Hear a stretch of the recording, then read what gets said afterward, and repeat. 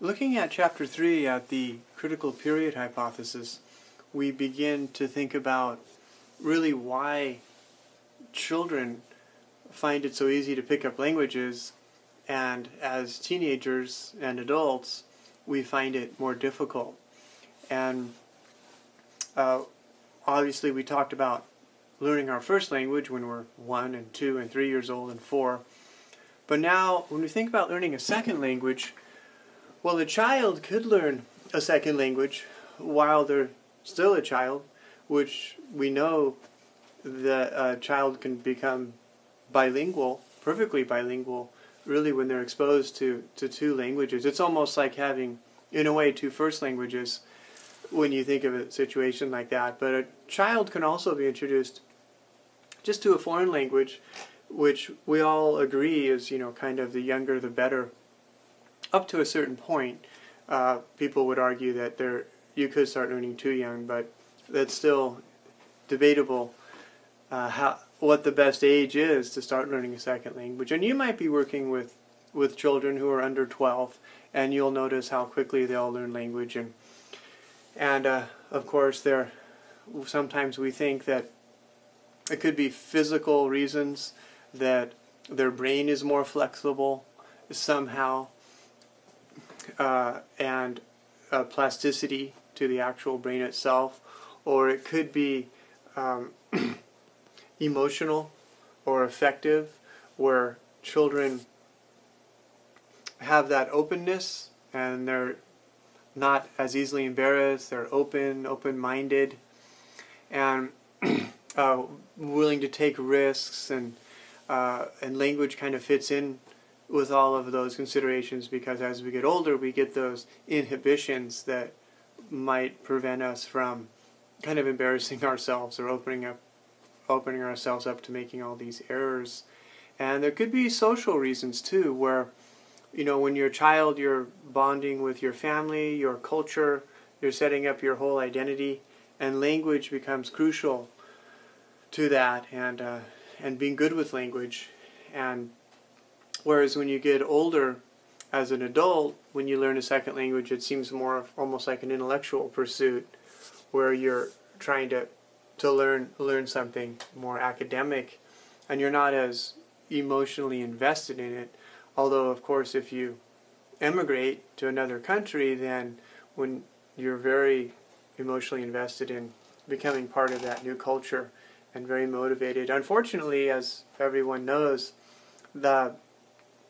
it's really hard to have perfect pronunciation if you start learning that second language once you're a teenager, especially, with every year, over 12 or 13, you're more likely to have some sort of accent.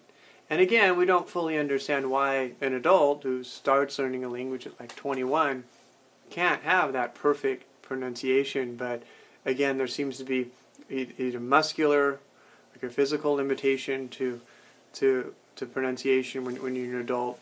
But a lot of it's could be mental as well.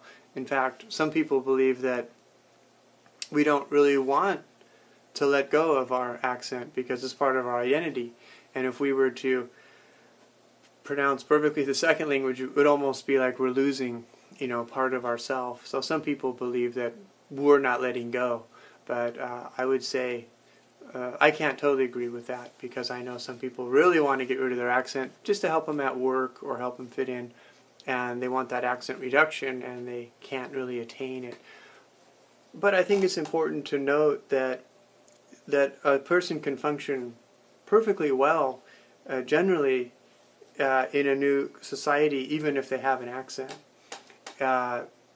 They refer to it in the book as the Arnold Schwarzenegger effect, where you could have someone become governor, but still have kind of this heavy accent. And as long as, it doesn't limit also people understanding you, then there shouldn't be a problem, unless there's a prejudice against you, then you're not going to be able to avoid that.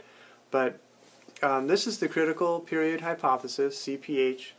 It is a hypothesis, so I guess it hasn't been proven that that once we go through puberty, we're going to have more difficulty picking up the grammar, the new words, the culture, adapting to the new culture, and of course, as we said, the pronunciation. But you have kind of a strong version of CPH and then a weaker version. There are some exceptions. There are some people who start learning a language in their 20s and become pretty amazingly fluent in that language. So I guess we would call them, strong language learners. But for the most part, we feel that you'll be recognized as a non-native speaker based on when you pick up a second language as an adult. Ironically, around the world, most people start learning English in junior high or in high school when they are no longer children. So, of course, different countries are trying to introduce foreign language study, younger and younger.